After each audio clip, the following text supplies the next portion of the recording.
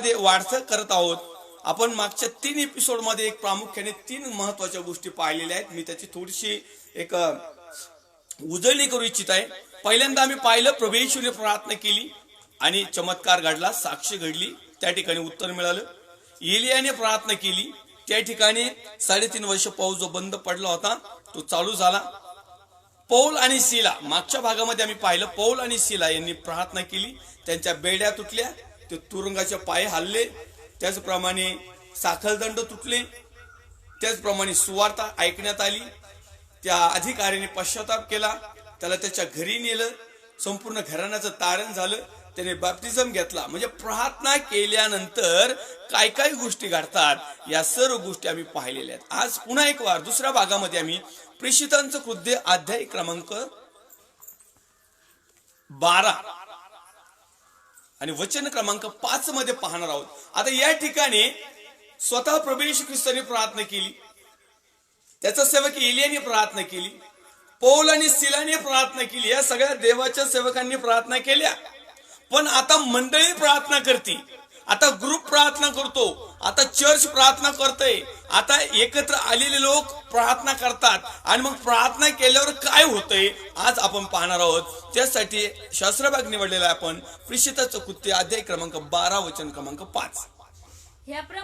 ह्याप्रमाणे पेत्र तुरुंगामध्ये पहाऱ्यात होता, परंतु त्याच्याकरिता देवाजवळ मंडळीची प्रार्थना एकाग्रतेने चाललेली होती. आम्ही मागच्या भागामध्ये पाहिलं देवाचे सेवक पौल आणि सिला यांना बंदिवानात टाकलं होतं, यांना जेलमध्ये टाकलं होतं, यांना बेड्यामध्ये टाकलं होतं आणि यांनी स्वतः प्रार्थना केली, स्तुतिगीत गायले, प्रार्थना केली, विनंती केली आणि परमेश्वराने ती प्रार्थना ऐकली आणि त्या प्रार्थनेच्या माध्यमातून त्यांच्या बेड्या तुटल्या. आता या ठिकाणी दुसरा सेवक आहे, त्याचं नाव आहे पेत्र. आता या ठिकाणी प्रेषितांचं कृत्य अध्याय क्रमांक 12 आणि वचन क्रमांक 5 मध्ये लिहित आहे, ह्याप्रमाणे पेत्र तुरुंगात पहाऱ्यात होता. प्रेज लॉर्ड, परमेश्वरच्या नावाला धन्यवाद देऊया. आता पेत्र तुरुंगात आहे आणि त्याला पहारेकरी आहेत, त्याच्यावर वॉच आहे, त्याला कुठं हलू देत नाहीत. आता अशा ठिकाणी काय घडलेलं आहे, पेत्र त्या ठिकाणी प्रार्थना करतोय का नाही करतोय याची काही लिखाण लिहिलेलं नाही. जसं प्रेषित पौल आणि सिला प्रार्थना करतानाच लिखाण आहे, वचन आहे, त्या ठिकाणी त्यांच्याविषयी माहिती दिली की प्रार्थना करत होती. आता या ठिकाणी पेत्र साहेब त्यामध्ये जेलमध्ये आहेत, कारागृहामध्ये आहेत, बंदीशाळेमध्ये आहेत, बेड्याने जखडलेले आहे. परंतु या ठिकाणी एक विशिष्ट घटना घडलेली आहे, ती म्हणजे पेत्रासाठी मंडळी प्रार्थना करत आहे. आम्ही पाहिलं प्रभूंनी प्रार्थना केली, ऐकली, एलियाने प्रार्थना केली, ऐकली, पौल सिलाने प्रार्थना केली, ऐकली, अनेक सेवकांनी प्रार्थना केली, ऐकली, मोशेने केली, अब्रामाने केली, इसाकाने केली, याकोबाने केली. जेवढ्या देवाच्या अभिषिक्त सेवक, विश्वासणारे भाऊ बहीण, आई वडील, जेवढे काही लीडर्स, सगळ्यांनी प्रार्थना केल्याने सगळ्यांच्या प्रार्थना ऐकल्या. पण आज आम्ही शिकणार आहोत की मंडळीने प्रार्थना केली म्हणजे तुम्ही प्रार्थना केली आणि माझे बंधन तुटले.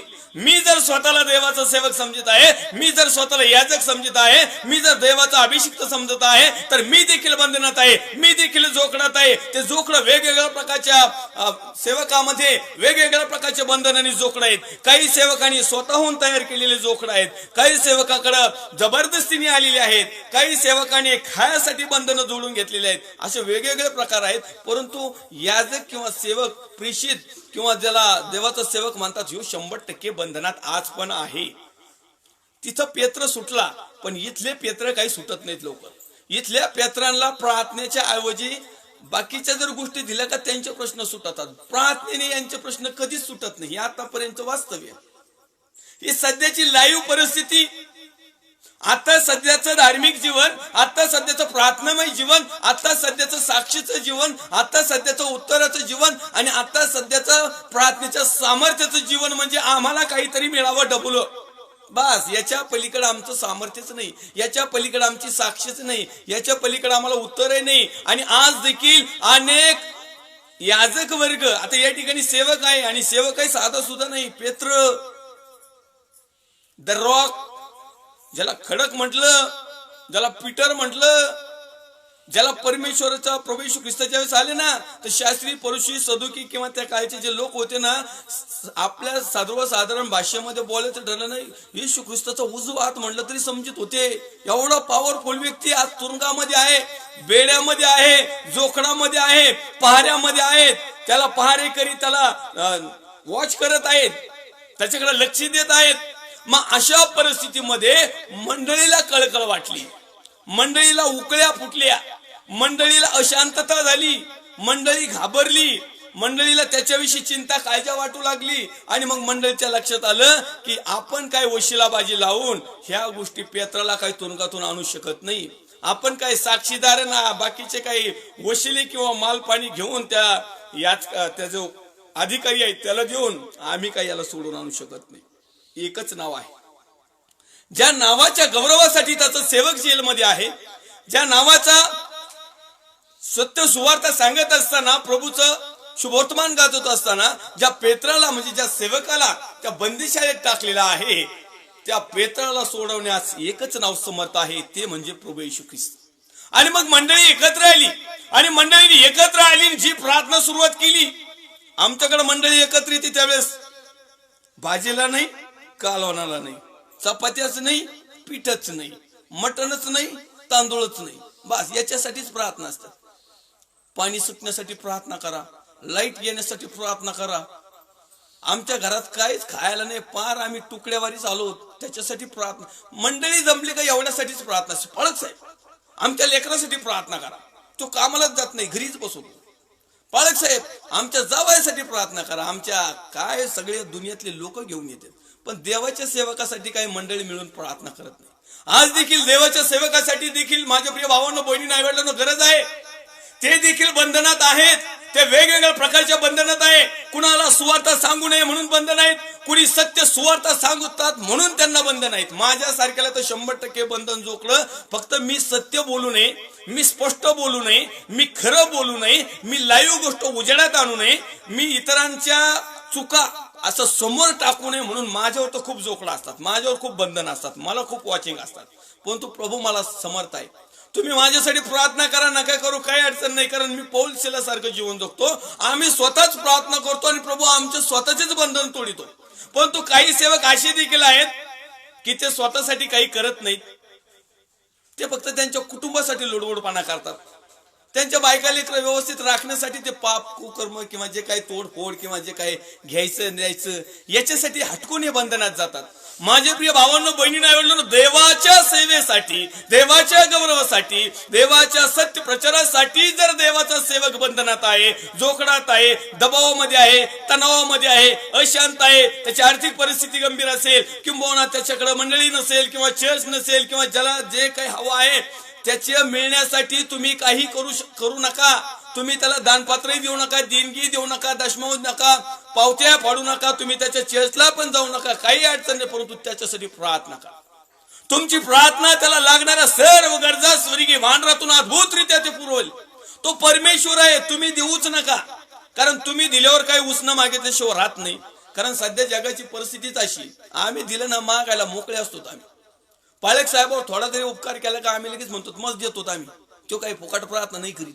हो, असे देखील बिलिओस भाऊ बहीण आई वडील मी पाहिले जे प्रार्थना करतात, आणि म्हणून तुमच्या आणि माझ्या प्रार्थना ऐकायला येत नाही, तुमच्या आणि माझ्या प्रार्थनेला सामर्थ्य येत नाही, तुमच्या आणि माझ्या प्रार्थनेमधून साक्ष तयार होत नाही, तुमच्या आणि माझ्या प्रार्थनेचं उत्तर मिळत नाही. आपण पाहत आहोत प्रार्थनेचं सामर्थ्य, साक्ष आणि उत्तर. अनेक जणांच्या प्रार्थना पाहिल्या, स्वतः प्रभूने प्रार्थना केली, पवित्र आत्मा उतरला, कबुतरा साहेब, आकाश उघडलं, देवपित्याने त्याच्याविषयी साक्ष दिली, एलियाने प्रार्थना केली, 3.5 वर्ष पाऊस बंद झाला, त्याच एलियाने प्रार्थना केली, 3.5 वर्षानंतर पाऊस सुरू झाला. पौल आणि सिलाने प्रार्थना केली, त्यांचे बंधन तुटले, बेड्या तुटल्या, तारण झालं. देवाचे अनेक सेवकांनी प्रार्थना केल्या. पण या ठिकाणी आज आम्ही चिंतन मनन करत आहोत की मंडळीने प्रार्थना केली. कारण अनेकांना असं वाटतं की पाळक साहेबांनी प्रार्थना केली तरच आमचे बंधन तुटतात, तरच आम्हाला सामर्थ्य प्राप्त होतं, तरच आमच्या जीवनामध्ये साक्षी येते, तरच आमच्या प्रार्थनेचं उत्तर मिळतो. हा जो गोड गैरसमज आहे ना माझ्या बिलिओस भावांनो, बहिणींनो, आईवडिलांनो, डोक्यातून काढून टाका. उलट प्रेषित किंबहुना देवाचा सेवक बंधनात असताना त्याचे बंधन तोडण्याचं सामर्थ्य तुमच्या प्रार्थनेमध्ये, पण ती एकाग्रतेने ती प्रार्थना त्यांनी कशी केली आपण पाहूया. वाचू येतो पुन्हा एक वार. ह्याप्रमाणे पेत्र तुरुंगात पहाऱ्यात होता, परंतु त्याच्याकरिता देवाजवळ मंडळीची प्रार्थना एकाग्रतेने चाललेली. एक चित्त, एकच विचार होता त्यांच्या डोक्यात, तो फक्त देवाचा सेवक सुखरूप यावा, देवाच्या सेवकाचे बंधन तुटावे, देवाच्या सेवकाला ज्या जोखड्यामध्ये ज्या बेड्यामध्ये टाकलेल्या त्या बेड्या तुटाव्यात, देवाचा सेवक सुखरूप त्या कारागृहामधून बाहेर यावा आणि त्याने आम्हाला देवाच्या अभिवचनाविषयी शिकावं, देवाच्या सामर्थ्याविषयी शिकवावं, त्याने देवाचं सत्य आम्हाला प्रकट करावं, त्याने देवाचं वचनामध्ये आम्हाला वाढवावं, बलवंत करावं, त्याने आम्हाला पवित्र आत्म्याच्या सामर्थ्यामध्ये फ्लो मध्ये कसं चालावं हे शिकवावं आणि त्याने जगातल्या गोष्टी न शिकवता आध्यात्मिक, आत्मिक आणि धार्मिक आणि देवाला आवडणाऱ्या सार्वकालिक जीवन वतन मिळणाऱ्या या गोष्टी त्यांनी आम्हाला शिकवावं आणि आम्ही स्वतः प्रबोलित व्हावं, आम्ही स्वतः विश्वासात खंबीर व्हावं, आम्ही कृती आणि आचरण करावं. यासाठी प्रभू तुझा सेवक पेत्र याची सुटका कर एकाग्रतेने. न ते एक म्हणतो प्रभू त्या पेत्राची सुटका कर, दुसरा म्हणतो प्रभू, म्हणजे आपलं एक उदाहरण सांगतोय. समजा पेत्राच्या जागेवर मी आहे, 5-6 राजूर आल्हाड बंधनात आहेत आणि मंडळी प्रार्थना करते. मग मंडळी काय म्हणणार, प्रभू आमच्या 5-6 साहेबांना बंधनातून सोडव. दुसरा म्हणशील प्रभू नको सोडू, तो सत्य सांगतो, लय जिव्हारी बोलतो, लय कडूवानी बोलतो, लय अंतकरणाला टोचली लागण बोलतो, असं बोलतो का कानफाडीत वैडी का काय, नको त्याला तसाच सोडू दे जेलमध्ये. काही जण म्हणजे नाही प्रभू त्याची सुटका कर, कारण मला वचनाचं अधिक सत्य मला जाणून घ्यायचं आहे. प्रभू त्याला उलट अभिषेकानं भर, यासाठी की सार्वकालिक जीवनामध्ये जाण्यासाठी मी सक्षम व्हायला पाहिजे. दुसरं म्हणजे प्रभू दान राव, ते दानपात्रासाठी लयच कायमच दानपात्र विषय असतो त्याचा, जाऊ द्या, त्याच्यामुळे आम्हाला दानपात्र मिळाना, त्याच्यामुळे आम्हाला दुसऱ्या मंडळीत जाता येणार. प्रभू त्याला बंद वेगवेगळं, आम्ही एकाग्र कधीच होत नाही, एक चित्त कधीच होत नाही. एक चित्त, एक धैर्य, एक मनाने, एक तनाने, एक धनाने आणि परमेश्वर आणि आम्ही जोपर्यंत एकत्र येत नाही तोपर्यंत एक चित्त होऊन, समचित्त होऊन, सारखं होऊन, एकामेकामध्ये म्हणजे प्रभू मध्ये आणि मी प्रभू मध्ये असं होऊन ज्यावेळेस प्रार्थना केली जाते एखाद्या गोष्टीसाठी, आमच्याकडे पहिलीच्या 50 लिस्टच असते, आमच्याकडे लिस्ट जर आली ना अशी भरमसाठ लिस्ट असते ना, पाळक साहेबाचे थुका तोंडाला कोल्ड पडत थोड, पाणी पिऊ पिऊ लिस्ट वाचावं लागत. एवढा प्रार्थना लांबलचक असतात आमच्याकडे, कारण आमचा विश्वास नसतो. प्रभू विश्वास पात्राची प्रार्थना ऐकणारा देव आहे, प्रार्थनेचं सामर्थ्य देणार आहे. आता या ठिकाणी असं घडलं की मंडळी प्रार्थना करत आहे, मंडळीने प्रार्थना केली. आणखीन आम्ही पुढे पाहूया. हेरोद त्यांना बाहेर आणणार होता. त्या रात्री 2 बेड्या घातलेला असा पेत्र 2 शिपायाच्या मध्ये निजला होता आणि पहारेकरी दरवाजा पुढे तुरुंगाचा पहारा करीत होता. तेव्हा पहा प्रभूचा दूत त्याच्याजवळ उभा राहिला आणि खोलीत उजेड चमकला. त्याने पेत्राच्या कुशीवर थापटून त्याला जागे केली, जागे करून म्हटले लवकर उठ. तेव्हा त्याच्या हातातील साखळ दंड जे होते बेड्या त्या गळून पडल्या. मग देवदूत त्याला म्हणाला कंबर बांध व पायात वाहना घाल. त्याने तसे केले. त्याने त्याला म्हटले तू आपले वस्त्र पांघरून माझ्या मागे ये. तो निघून त्याच्या मागे गेला. तरी देवदूताकडून जे झाले ते खरोखर घडत आहे हे त्याला कळे ना. आपण दृष्टांत पाहत आहोत असे त्याला वाटले. नंतर पहिला व दुसरा पहारा ओलांडून तो नगरात जाण्याच्या लोखंडी दरवाजापर्यंत आल्यावर तो आपोआप त्याच्यासाठी उघडला गेला आणि तो बाहेर पडून पुढे एक रस्ता चालून गेला. तोच देवदूत त्याला सोडून गेला. मग पेत्र भानावर येऊन म्हणाला आता मला खरोखर कळले आहे की प्रभूने आपला दूत पाठवून हेरोदाच्या तावडीतून व यहुदी लोकांचा संपूर्ण अपेक्षा भंग अपेक्षा भंग करून करून मला सोडविले आहे. मला सोडवले आहे. हे लक्षात हे आल्यावर लक्षात आल्यावर तो योहान तो योहान ज्याला मार्कही म्हणत ज्याला मार्कही म्हणत त्याची आई मरिया त्याची आई मरिया हिच्या घरी गेला. हिच्या घरी गेला. तिथे बरेच लोक एकत्र जमून एकत्र जमून प्रार्थना करीत होते. तो दरवाजाची दिंडी तो दरवाजाची दिंडी ठोकीत असता नॉक करीत असता रुदा नावाची मुलगी कानोसा घेण्यासाठी आली. तिने पेत्राचा आवाज ओळखला. पण आनंद झाल्यामुळे दरवाजा न उघडता आत धावून तिने सांगितले की पेत्र दाराशी उभा आहे. त्याने तिला म्हटले तू बावचळलीस. तरी त्याने खात्रीपूर्वक सांगितले की मी म्हणते तसेच आहे. ते म्हणाले तो त्याचा देवदूत आहे. मग पेत्र तसाच ठोकीत राहिला असता त्याने दरवाजा उघडला आणि त्याला पाहून ते थक्क झाले. परमेश्वरच्या नावाला धन्यवाद देऊया. सन्मान आदर गौरव महिमा त्याला देत या ठिकाणी आम्ही पाहतो प्रिय मंडळी प्रार्थना करत आहे एकाग्रतेने. ज्या कारणासाठी ते करत आहे ते कारण आहे पेत्र त्या ठिकाणी तुरुंगात आहे आणि पेत्र तुरुंगात असल्या कारणाने मंडळी एकत्र प्रार्थना करत आहे. या ठिकाणी प्रार्थनेचं सामर्थ्य असं घडलं की लागलीच त्या बंदी शाळेमध्ये देवाचा दूत मंडळीने प्रार्थना केली आणि त्या बंदी शाळेमध्ये परमेश्वराने त्याचा दूत पाठवला आणि त्या दूताने त्या पेत्राला त्या ठिकाणी सावध केलं, जागृत केलं, त्याच्या कुशीवर थोपटलं आणि त्याला म्हटलं उठ, जागा हो, कंबर बांध, पायामध्ये चपला घाल आणि आपले वस्त्र पांघरून घे आणि निघ. आणि असं करत करत तो एक पहारा दोन पहारा असा करीत मेन गेट पर्यंत गेला आणि मेन गेट पर्यंत गेल्यानंतर असं घडलं की तो जो शेवटचा दरवाजा होता लोखंडी ऑटोमॅटिक त्याच्यासाठी उघडला गेला. नंतर पुढे थोडस चालल्यानंतर आम्हाला पाहायला मिळतं जसं आम्ही शास्त्र भाग वाचला की त्यामध्ये लिहिलेलं आहे की नंतर तो देवदूत जो आहे त्याच्यापासून अंतर्धात पावला किंवा निघून गेला किंवा लुप्त पावला आणि मग पेत्र भानावर आला. म्हणजे मंडळी प्रार्थना करीत असताना एखाद्याच्या जीवनामध्ये परमेश्वर अशा प्रकारे कार्य करत असतो त्या व्यक्तीला देखील ते समजत नाही. आज देखील मंडळीने जर प्रार्थना केली तर सेवकांच्या जीवनामध्ये, पालक साहेबांच्या जीवनामध्ये, फादर, रेव्हरेंड, बिशप, गुरुजी, कोऑर्डिनेटर जेवढे काही लोक असतील या प्रत्येकाच्या जीवनामध्ये एक एक्झॅक्टली त्या लोकेशन मध्ये कार्य व्हायला सुरुवात होत असतं. आणि माझ्या प्रिय भावांनो, बहिणी, आई वडिलांनो, मंडळीची प्रार्थना देखील एक सामर्थ्ययुक्त प्रार्थना आहे. मंडळीची प्रार्थना देखील एक साक्ष निर्माण करणारी प्रार्थना आहे. मंडळीची प्रार्थना 100% उत्तर देणारी आहे. परंतु मंडळीने प्रार्थना करायला पाहिजे. आणि म्हणून अनेक वेळेस असं घडतं की देवाचे सेवक प्रार्थना करतात, तुमच्या आणि माझ्यासाठी सर्व प्रकारचा वेळ देतात, सर्व उपवास करतात, प्रार्थना करतात आणि सगळ्या प्रकारची सेवा करीत असताना आम्ही मात्र परमेश्वराकडे मंडळी या नात्याने, बिलिव्हर्स या नात्याने, मेंढरू या नात्याने, एक लेकरू या नात्याने आम्ही आमच्या अधिकाऱ्यासाठी प्रार्थना करत नाही. कारण काय माहिती का, बरेचसे लोक प्रार्थना करत नाही त्याच्या पाठीमागचं एक रिझन आहे. ते रिझन म्हणजे त्या लोकांच्या लक्षात आलंच नाही किंवा त्या लोकांना आतापर्यंत समजलंच नाही किंवा त्या लोकांना असं वाटलंच नाही की आम्ही पाळक साहेबांसाठी प्रार्थना कशी करावी. कारण पाळक साहेबांनी आतापर्यंत आम्हाला तशी संधीच दिली नाही.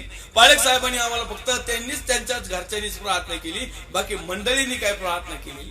आणि म्हणून माझे प्रिय भावांनो, बहिणी, आई वडिलांनो, मंडळीने प्रार्थना करण्यासाठी देवाच्या सेवकाने आग्रहपूर्वक त्यांना वचनाच्या माध्यमातून समजून सांगणं देखील खूप महत्वाचं आहे, गरजेचं आहे आणि ही एक साक्ष आहे. आणि म्हणून ज्यावेळेस मंडळी प्रार्थना करतील, लोक प्रार्थना करतात, बिलिव्हर्स प्रार्थना करतात, बिलिव्हर्स भाऊ बहीण आई वडील प्रार्थना करतात एखाद्या सेवकासाठी, एखाद्या कामासाठी. उदाहरण केवळ आता या ठिकाणी पेत्रच नाही, परंतु जे जे लोक बंधनात आहेत, मग सेवक असतील, पास्टर असतील, रेव्हरेंड असतील, बिशप असतील, कोऑर्डिनेटर असतील, फादर साहेब असतील, संस्था असेल, मिनिस्ट्री असेल, ग्रुप असेल, छोटे मोठे, अभिषिक्त, इंटरनॅशनल, नॅशनल, साधे सुधे किंवा आमच्या शेजारी पाजारी जे जे लोक बंधनामध्ये आहेत त्या बंधनात असणाऱ्या लोकांसाठी बिलिव्हर्स भाऊ बहीण आई वडील ज्यावेळेस प्रार्थना करतात त्याच प्रार्थनेमध्ये असं सामर्थ्य मिळतं की लागलीच दरवाजे उघडले जातात, लागलीच परमेश्वर देवदूत त्या ठिकाणी पाठवून त्या आलेल्या बंधनातून सुटका करण्यास समर्थ असा ठेवतो. आणि म्हणून माझ्या प्रिय भावांनो बहिणींनो आई-वडिलांनो आपण पाहिलं पेत्राची सुटका अशा प्रकारे झाली. पेत्राला माहित नाही की मंडळी माझ्यासाठी प्रार्थना करते. आम्हाला माहित नाही, आम्ही लगेच फोन करून सांगतो हॅलो माझ्यासाठी प्रार्थना करा आणि मग मी साक्ष देईल.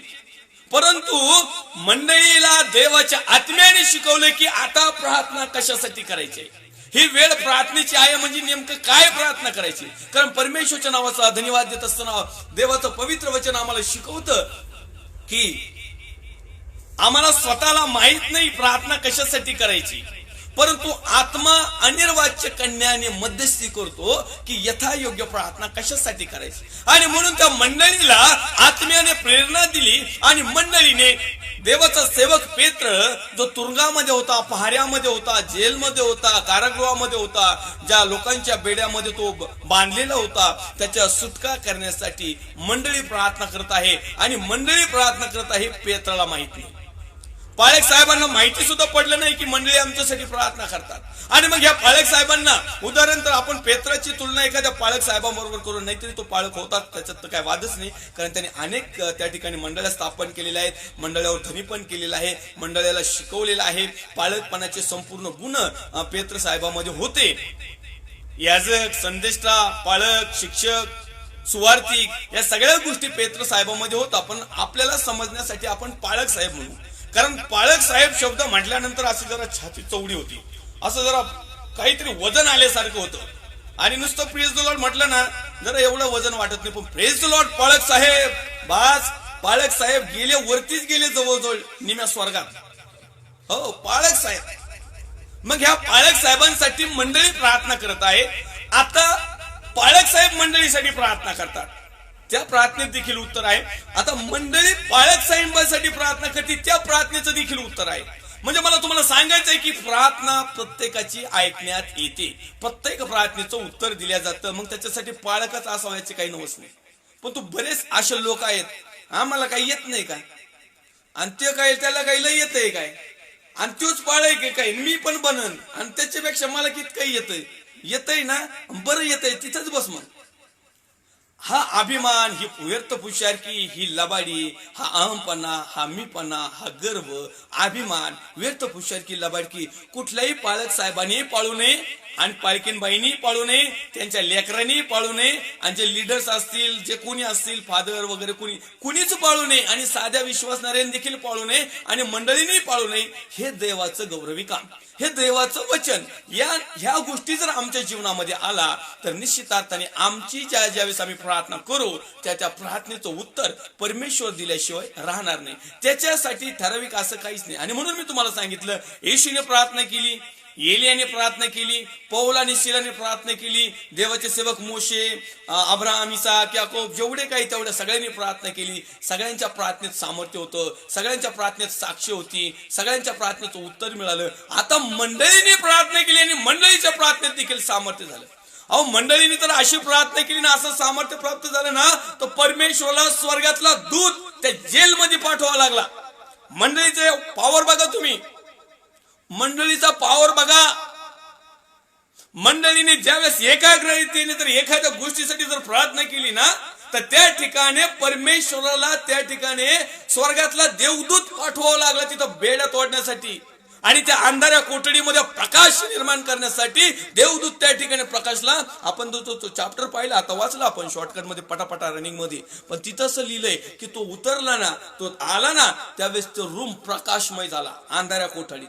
आमचं जीवन जर अंधारमय आहे तर आज देवाकडे जर मंडळी एकत्र येऊन प्रार्थना करत आहे तर निश्चित अर्थाने मी तुम्हाला सांगतो की खरोखर आमचे बंधन तुटल्याशिवाय राहणार नाही, आमचे जोखडं तुटल्याशिवाय राहणार नाही, आमच्या बेड्या तुटल्याशिवाय राहणार नाही, आमच्या जीवनात प्रकाश झाल्याशिवाय राहणार नाही. आणि माझ्या प्रिय भावांनो, बहिणी, नाही वडिलांनो, मंडळी प्रार्थना करत आहे, परमेश्वर ती ऐकत आहे, परमेश्वर लागीच त्याचं काम करायला सुरुवात करत आहे. तो देवदूताला पाठवत आहे, देवदूत येऊन त्याची कूस थोपटत आहे, स्पर्श केला त्याला.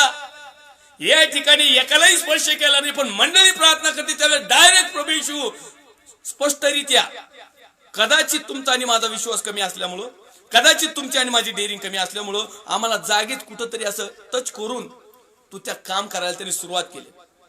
पेत्राला जाणवलं, पण तू पेत्राला असं वाटलं की मी दृष्टांत पाहत आहे, पेत्राला असं वाटलं की मी स्वप्न पाहत आहे. पेत्राला असं वाटलं असेल की माझा प्रभू तू मला या गुलामगिरीतून सोडवणार आहेस. माझ्या प्रभू तू या बंधनातून मला सोडवलायस. माझ्या प्रभू तू माझी बेड्या तोडणार आहेस. माझ्या प्रभू तू मला या कारागृहातून बाहेर सोडणार आहेस. मला बाहेर घेऊन माझ्या प्रियजनामध्ये घेऊन जाणार आहे आणि पुन्हा एक वार मी ताकदीने उभा राहून तुझ्या नावाचा गौरव महिमा त्या ठिकाणी करणार आहे. कदाचित या पेत्राची आशा होती, इच्छा पण होती, विश्वास पण होता आणि खात्री पण होती. परंतु त्याला असं वाटलं की कदाचित मी दृष्टांत पाहत आहे, कदाचित मी स्वप्न पाहत आहे, कदाचित मला असा भास होत आहे. पण ह्या सगळ्या गोष्टी ओरिजिनल झाल्या आणि त्या केवळ मंडळीच्या प्रार्थनेमुळं. माझ्या प्रिय भावांनो, बहिणींनो, आई वडिलांनो, अजूनही काही मंडळीतले झोपी गेलेले लोक आहेत ना, जागे व्हा, उठा. आज प्रभू येशू त्या दूताला तुमच्या घरी पाठवत आहे. तुमच्या कुशीवर तो थापटणार आहे. आज तुमच्या घरामध्ये तो प्रकाश पडणार आहे. नामधारी लोकांनो, 7 पिढ्याच्या लोकांनो, गैरशिस्तीच्या लोकांनो, अनबिलिव्हर्स लोकांनो, विश्वास ठेवून विश्वासाप्रमाणे कृती न करणाऱ्या लोकांनो, आता तुम्ही झोपेतून उठायची वेळ झालेली आहे. तुमच्या प्रार्थनेचं सामर्थ्य, तुमच्या प्रार्थनेच्या नुसार मिळणारी साक्ष, त्याच्यानुसार मिळणारं उत्तर आणि इतरांना प्रेरणादायक ठरणारी तुमचं व्यक्तिमत्व आज प्रभू समोर, लोकांसमोर असं येऊ द्या की देवाचा गौरव त्या ठिकाणी घडला पाहिजे. आणि यासाठी आज अनेक मंडळी आहेत की ते पाळक साहेबाला हाकलून देतात पण प्रार्थना करीत नाहीत. खेदाची गोष्ट आहे. आणि ज्यांनी हाकलून दिले ना, मला तरी असं वाटतं की प्रभूंनी त्यांना आशीर्वादच दिलेला आहे. 100% आशीर्वाद दिलेला आहे. कारण प्रभू कुणाला शाप देत नाही आणि आम्ही तो कुणालाच देत नाही, कारण आम्हाला अधिकारच नाही. आम्ही फक्त सत्य सांगतो. कदाचित आम्ही 2 गोष्टी वारंवार समोर ठेवत असतो, छापा तर काटा. बाप दाखव नाही तर श्राद्ध घाल. 40वा घाल, 13वा घाल, 10वा घाल, 7वा घाल, 3रा कर, नाही तर 365वा दिवस घाल, पण घालच. आणि जर जिवंत आहे ना तर लगेच दाखव, समोर उभा करून दाखव. मग काही लोकांना असं वाटतं की असं जर असं म्हटलं ना, हे निंदा करतात, हे चिडतात, हे व्यवस्थित नाही. अहो सत्य सांगितलं एकदम. आणखीन आपल्या जनरल भाषेमध्ये जर आपण गेलो ना, आपल्या आई समोर उभं राहायचं, आई मी कुणाच्या पोटचा, असं जर म्हणलो कसं होईल? आई 2-4 नाही, लाता खाली झोडपीन, सोडणारच नाही. त्याचं उत्तरच देऊ शकणार नाही ती. हे सत्य, हे कडू कारल्यासारखं सत्य. तसं देवाचं वचन आहे.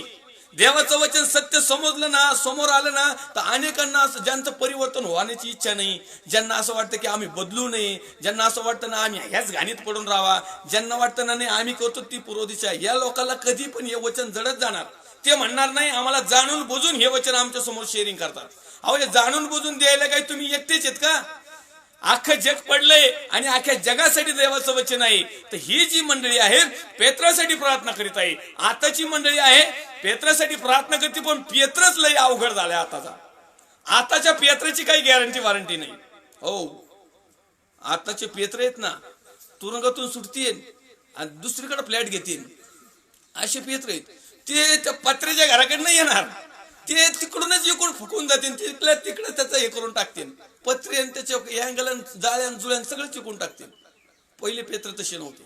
पहिले पेत्र पुन्हा त्यांच्या घराकडे यायचे. आताचे पेत्र लगेच मंडळ्या बदलित आहेत. आताचे पेत्र लगेच संस्था बदलित आहेत. आताचे पेत्र लगेच मोठमोठ्या शोरूम मध्ये जातात. आताचे पेत्र तर ते अवघडच आहे. आताचे पेत्र नाही. आताच्या पेत्रासाठी प्रार्थनाच करू नका, सेवकासाठी करा, जे परमेश्वराच्या गौरवासाठी बंधनात आहे. परमेश्वराचा सत्य मार्ग सांगत असताना ज्या आर्थिक परिस्थितीमध्ये अडकले असतील, 101% त्यांना दान द्या, दशमून द्या, देणगी द्या, दानपत्र द्या. त्याच्यानंतर त्यांना आहे ना अधून मधून एखादी पावती पण फाडा त्यांची, तुमच्या क्षमतेप्रमाणे.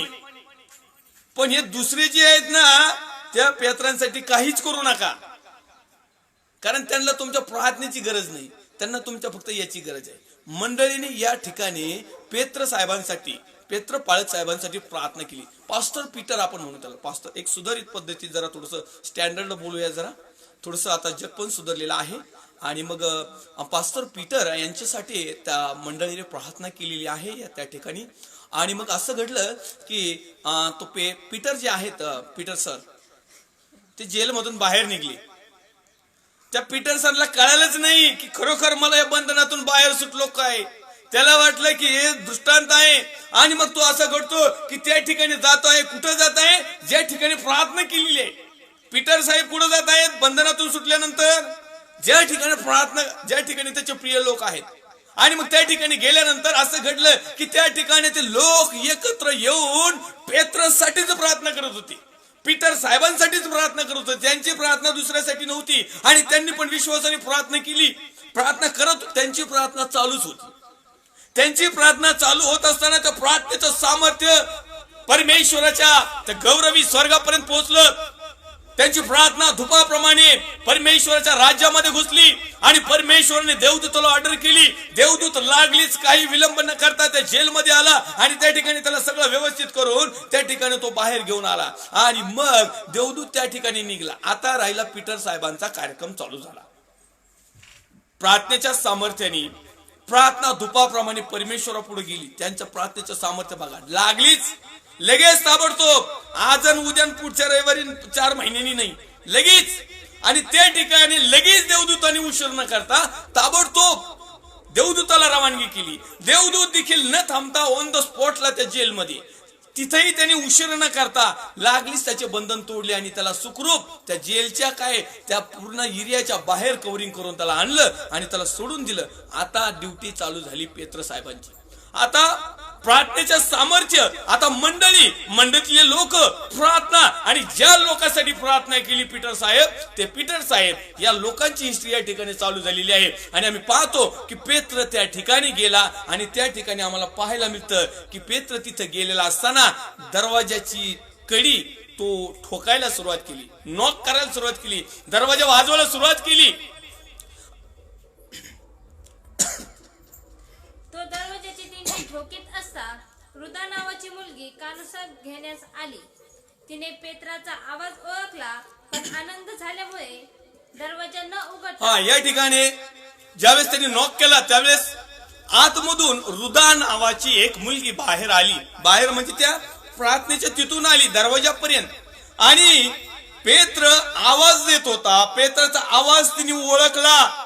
तिला 100% खात्री झाली, हे पीटर पास्टरच येतं. हे pastor Peter, reverend Peter, bishop Peter, father Peter गुरुजी, पीटर कोऑर्डिनेटर, पीटर हबप, पीटर काजी, पीटर काय असं नसून तेच हे त्योच आहे. याचा आवाज ओळखला का, तर हा पीटर जो आहे, हा देवाचा सेवक जो आहे, तो मंडळीमध्ये मिळून मिसळून होता, मंडळीच्या चांगल्या गोष्टीसाठी काम करत होता, मंडळीला सत्य सांगत होता, मंडळीला वाहून नेत होता, मंडळी बरोबर तो घुलमिळून होता, मंडळीचा क्षेमकुशल विचारित होता, मंडळीला सत्य शिकवित होता. आणि म्हणून मंडळीचा आणि त्या पाळक साहेबांचा कॉन्टॅक्ट चांगल्या प्रकारे असल्या कारणाने मंडळीच्या हर एक सदस्याला पीटरचा आवाज माहिती होता. त्या रुदा नावाची मुलगी होती, तिला देखील पीटरचा आवाज माहिती होता. तिने ओळखलं की हे पीटर पास्टरच आहेत, हे दरवाजा ठोकीत आहेत. पण प्रॉब्लेम असा झाला, तिला इतका आनंद झाला, त्या आनंदाच्या भरात तिने कडी उघडायच्या ऐवजी परत मागे गेली नाचत नाचत. इतका आनंद झाला, आणि तिच्या लोकांना सांगू लागली, Peter pastor coming, Peter pastor आलेत, पालक साहेब आलेत, रेव्हरंड साहेब आलेत, गुरुजी, बिशप, काय शेवले साहेब, आपण त्याला जे संज्ञा देत आहोत. याचा अर्थ असा मला नाही की ह्या लोकांची मला काही वेगळा अर्थ त्यांना लावायचा आहे. मी आदर करतो, सन्मान करतो सर्व साहेबांचा, पण आपण एक उदाहरण म्हणून शिकवण्यासाठी.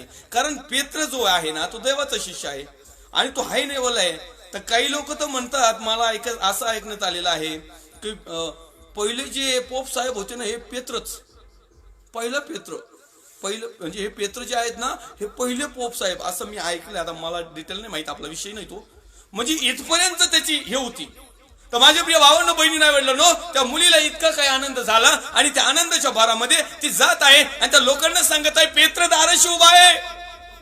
आय हर्ड हिज काय त्याला म्हणतात, मी त्याची वाणी, व्हॉइस, त्याचा आवाज ऐकला, पेत्रच आहे तो निश्चित 100%. ते लोक विश्वासणारी मंडळी जी आहे ना, आता 2 प्रकारचे. प्रार्थना तर करायची, पण होईन का नाही, ऐकन का नाही, मिळन का नाही, मग चट बघू. प्रार्थना तर केली ना, मग तर प्रभूचं काम आहे. मग आता करू बऱ्याच प्रार्थना, उपास करू, प्रार्थना करू, कायम करू, त्या विधव्यासारख्या कायम करीत राहू, आहे का नाही.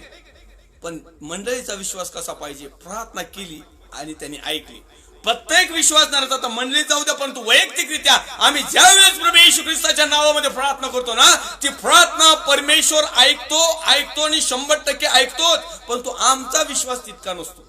आमच्या मनामध्ये कन्फ्युजन असतं, आमच्या मनामध्ये धाकधूक असते, आमच्या मनामध्ये चिंता काळजी असतात, आमच्या मनामध्ये अविश्वास असतो, आमच्या मनामध्ये 100% आम्ही एकत्र येऊन त्याच्यावर ठाम राहत नाही. आम्ही प्रार्थना केली का आमच्यात केली प्रार्थना बरं का पाळक साहेब, पण आता बघू देवाने केलं तर केलं. अहो मग असा जर विश्वास असला तर कशा तुमच्या प्रार्थनेचं सामर्थ्य येईल, कसं तुमच्या प्रार्थनेमधून साक्ष निर्माण होईल, कसं तुमच्या प्रार्थनेचं उत्तर मिळेल. माझ्या प्रिय भावांनो बहिणींनो वडिलांनो, या लोकांनी पण अशाच प्रकारे प्रार्थना करत होते, प्रभो परमेश्वरा यहोवा, आमचा जो मोहरके आहे, आमचा जो कारभारी आहे, आमचा जो लीडर आहे, आमचे जे पाळक साहेब आहेत, आमचे जे पास्टर साहेब आहेत, आमचा जो देवाचा सेवक शिष्य जो पेत्र आहे त्याची सुटका कर. परमेश्वरने सुटका कर म्हणता त्याला सोडूनही आणलं. दरवाजाजवळ तो दरवाजा पण ठोकतोय, नॉक पण करतोय, आणि ती मुलगी येते आणि त्या ठिकाणी म्हणत आहे पेत्र दाराशी उभा आहे. खचित हा पेत्र दाराशी उभा आहे. मी 100% मी सांगते खात्रीने, दरवाजावर लॉक केला, दरवाजा वाजवला, त्याने आवाज दिला, त्यावेळेस मी स्वतः गेले आणि ती दरवाजाची कडी खोलण्यासाठी मी कानुसा घेतला. पण तुम्ही 100% मी सांगते खात्रीपूर्वक हे पेत्राचीच वाणी आहे, हा पेत्राचाच आवाज आहे. परमेश्वरने आपली प्रार्थना ऐकलेली आहे, परमेश्वरने आपल्या प्रार्थनेचं सामर्थ्य दिलेलं आहे, परमेश्वरने प्रार्थनेच्या माध्यमातून साक्ष निर्माण केलेले आहे, परमेश्वरने आपण केलेल्या प्रार्थनेचं उत्तर मिळालेलं आहे. ते पहा उत्तर, तो म्हणजे पेत्र दाराशी उभा आहे. मी स्वतः त्याचा आवाज ऐकला. ते लोक म्हणले बावचळीस, काय शब्द आहे तिथं, त्यांनी तिला म्हटले तू बावचळलीस. तरी तिने खात्रीपूर्वक सांगितले. आता या बावचळलीस या शब्दाला काय माहिती का, झोपेत जसं एखादा माणूस बावचळत ना तसा प्रकारे, म्हणजे गॅरंटेड नाही. तर या ठिकाणी तू बावचळलीस, असं बावळटवाणी काय करती, असं बावचळल्यावानी काय करती, असं येड्यावानी काय करती, असं कसं काय शक्य आहे. तो पेत्र तिथं तुरुंगात आहे, त्याला बेडे आहेत, त्याच्या पुढे पहारेकरी आहेत, तो सुटू शकत नाही. आणि प्रार्थना करतात कशासाठी, प्रभो यव्वा आमच्या पास्टरला सोडव, पीटर साहेबांना सोडव, पेत्र साहेबांची सुटका कर. प्रार्थना चालली त्याच्यासाठी, पण विश्वास मात्र त्या ठिकाणी अपूर्ण आहे. देवाला या ठिकाणी दाखवायचं आहे तुम्हाला की तुमच्या प्रार्थनेचं सामर्थ्य स्वर्गाच्या राज्यापर्यंत पोहोचतं. तुमच्या प्रार्थनेचं जो धुपाप्रमाणे जी प्रार्थना परमेश्वरापर्यंत जाती, त्या प्रार्थनेच्या माध्यमातून साक्ष पण तयार होती आणि उत्तर पण तयार होतं. या ठिकाणी मंडळी प्रार्थना करत आहे, मंडळीने प्रार्थनेचं उत्तर दिलेलं आहे. परमेश्वराने पेत्र दाराशी उभा आहे आणि तो दार ठोकीत आहे. मुलगी येते, त्याचा आवाज ऐकती, तरी देखील त्या ठिकाणी ती लोक वरून तिला म्हणते तू बावचळलीस. आजही हीच कंडिशन आहे. मंडळी दररोज चर्चला येते. आता अपवाद सोडा, हे 1-1.5 वर्षापासून सर्व ऑनलाईनलाच येतात. पण तू ज्यावेळेस आमची चर्च चालू होती त्यावेळेस मंडळी यायची, पाळक साहेबाकडून असे डोकं ठेवून प्रार्थना करायच्या, आणि तेच गारणं, त्याच प्रार्थना, त्याच विनंत्या, त्याच सगळं काही. प्रार्थनेचं सामर्थ्यही नाही, साक्षीही नाही, उत्तरही नाही, काही परिवर्तनही नाही. माझ्या प्रिय भावांनो बहिणींनो वडिलांनो, आम्ही केलेल्या प्रत्येक प्रार्थना, मग प्रभेशूने प्रार्थना केली, सेवकाने प्रार्थना केली, संदेष्टाने प्रार्थना केली, पाळक साहेबांनी प्रार्थना केली, आणखीन कोणत्या सिस्टर वगैरे कुणी असेल त्यांनी प्रार्थना केल्या, सर्वसाधारण लोकांनी प्रार्थना केल्या, लेकरांनी देखील प्रार्थना केल्या. प्रत्येक प्रार्थनेचं उत्तर मिळतच. अशी कोणतीच प्रार्थना नाही की तिचं प्रार्थनेचं उत्तर मिळणार नाही. आणि म्हणून या ठिकाणी मी पाहतो त्या ठिकाणी की ते तिला म्हणले बावचळीस, परंतु ती खचित, तरी ती 100% माझी नाही तुम्ही मला जोपर्यंत नेऊ नका, मी पेत्राचा आवाज ऐकलेला आहे, पेत्र दाराशीच उभा आहे. पुढे तू लिहित आहे, तरी तिने खात्रीपूर्वक सांगितले की मी म्हणते ना पेत्र दाराशी उभा आहे, मी म्हणते ना परमेश्वराने आमची प्रार्थना ऐकलेली आहे, मी म्हणते ना परमेश्वराने त्याच्या बेड्या तोडलेल्या आहेत, मी सांगते ना पेत्र डायरेक्ट इथं उभा आहे, मी सांगते ना तो वाजवतोय, मी सांगते ना मी स्वतः माझ्या कानाने तो आवाज ऐकलाय. तेव्हा नाही तू बावचळीस. तरी ती खात्रीपूर्वक सांगत होती की नाही मी म्हणते तसंच आहे. पुढं ते म्हणाले तो त्याचा देवदूत आहे. पहा उत्तर मिळालं, तो त्याचा देवदूत आहे. पेत्र नसेल मग तो त्याचा देवदूत असेल. म्हणजे मंडळीच्या मनामध्ये, अंतकरणामध्ये अशाच संकल्पना निर्माण होतात. आणि म्हणून ह्या गोष्टी पाळक साहेबांनी शिकवणं खूप गरजेचं आहे. आपण कशाला शिकवतो? कारण यांनी प्रार्थना सुरुवात केल्यावर आमचे मीटर बंद होतेत ना, आमचे धंदे बंद होतेत ना, मग आमच्याकडे प्रार्थनेला कोण येईन? मग आम्हाला निमेराच्याला कोण फोन करीन? मग आम्हाला त्याच्या बदल्यात जर जायचं ठरलं तर मग नाही भाऊ, आम्ही काही घेत नाही बरं का. आमच्याकडे अशी सिस्टीम आहे, आम्ही काहीच घेत नाही. देवाने फुकट दिला, आम्ही फुकट देतो, फक्त आमच्या गाडीचं भाडं द्या बस. आणि आता तर पेट्रोल डिझेल महाग झाले, म्हणजे पहिले तरी 2,500-3 हजारात ऐकायचे भाऊ पाळक साहेब, पण मला तर वाटतंय आता 10,000 रुपये तर 100% लागतील, कारण पेट्रोल डिझेलच लय वाढव. मग जर लोक जर सुदृढ झाली, लोक जर विश्वासू झाली, लोकांनी जर प्रार्थना केल्या, लोकांच्या प्रार्थनेमधून साक्ष निर्माण झाल्या, सामर्थ्य निर्माण झालं, उत्तरं जर मिळाली ना, लोक पाळक साहेबाकडे येतील कसे. म्हणून पाळक साहेब या गोष्टीवर मनन चिंतन अध्ययन करीतच नाहीत, या गोष्टी डिटेलमध्ये समजून सांगतच नाही. असाच प्रकार या ठिकाणी घडत आहे की त्या लोकांमध्ये हीच भ्रम आहे. कारण ते नव्याने मंडळी ते होते, आता ते जुने नव्हते, कारण त्या टायमिंगला नुकतीच मंडळी चालू झालेली होती. पण आता पार आमच्या पिढ्याना पिढ्या त्याच्यातच गेल्या. आम्हाला हे समजलं पाहिजे. पुढं काय लिहित आहे? मग पेत्र तसाच ठोकीत राहिला. त्यांनी दरवाजा उघडला आणि त्याला पाहून ते थक्क झाले. Praise the Lord. परमेश्वरच्या नावाला धन्यवाद असू द्या, मान महिमा सन्मान आदर गौरव द्या. म्हणजे असं समजू नका की फक्त मोठ्याल्या सेवकांनी प्रार्थना केली तरच उत्तर मिळतं, सामर्थ्य येतं, साक्षी होती आणि या सगळ्या गोष्टी घडतात. आज आपण शिकलो देवाच्या वचनातून प्रार्थनेच्या सामर्थ्या बाबतीत की मंडळीने देखील प्रार्थना केल्यानंतर परमेश्वरची प्रार्थना ऐकतो. म्हणून तुमचा जो असा गैरविश्वास असेल ना, जो नामधरीपणाचा, नाही, पाळक साहेबाकडून किंवा फादर साहेबाकडून किंवा जे काही सिस्टर असतील त्यांच्याकडूनच प्रार्थना. पण याचा अर्थ असाही नाही तुम्ही प्रार्थना करता म्हणजे लय तुम्ही हवेत नका उडू. काही लोकांना लय सवय, आम्हाला मस्त येते, काय जायचं त्याच्याकडे तरी हाय तर लय तर महाभाग येत. अहो मी माझ्या लाईफ मध्ये पाहिलेत, माझ्या लाईफ मध्ये मी असे लय फुटाला पाहिलेत, परंतु त्यांचं परमेश्वरने आशीर्वादच द्यावा. आजही माझी एक इच्छाच आहे, प्रार्थना नाही पण इच्छा आहे की त्यांना परमेश्वरने आजही आशीर्वाद द्यावा आणि त्यांनी सुधरावं. कारण असं कधी कधी होतं की पाळक साहेब कधी कधी गर्वाने फुगत येत, कधी कधी बिलिवर्स लोक गर्वाने फुगत येत, कधी कधी मंडळीच गर्वाने फुगती, कधी कधी मिनिस्ट्रीज गर्वाने फुगती. हे सगळे उपक्रम चालू आहेत. पण माझ्या प्रिय भावांनो, बहिणी, आई वडिलांनो, एकच सत्य आहे, ते म्हणजे आम्ही परमेश्वराला समर्पित होणं आणि देवाच्या घटनेनुसार, योजनेनुसार, प्लॅनिंग नुसार, त्याच्या आज्ञानुसार, नियमानुसार, सहभागितेनुसार इथे एकत्र येऊन प्रार्थना केली.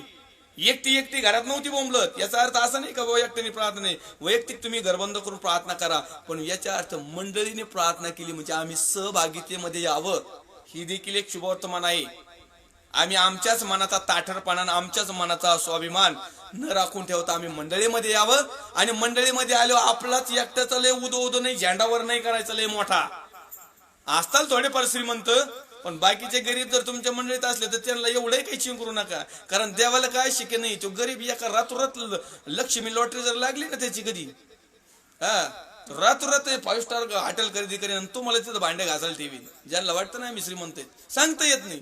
त्याच्यामुळं आम्ही एकमेकांना परमेश्वरच्या ह्याच्यामध्ये सांभाळून घेणं हा देखील महत्वाचा आहे. त्यालाच म्हणतात एकचित्तपणा.